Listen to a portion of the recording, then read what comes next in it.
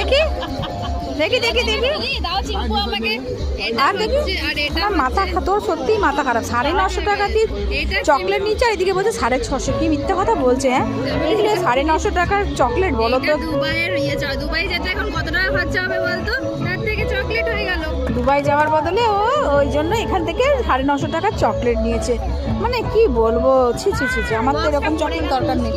টাকা যেন গাছে ফসল। চলো, ওর সহ্য হবে না, কারোর সহ্য হবে না। ঝিলিক এত টাকা চকলেট নিয়েছে, কারোর সহ্য হবে না। আমি তো বলেছি শোকেসে সাজিয়ে রাখবি।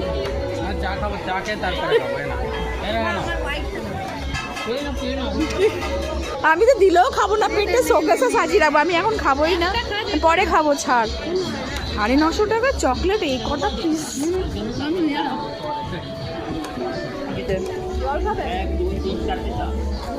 আগে চাটা টেস্ট করে দেখি, তারপরে নেবো।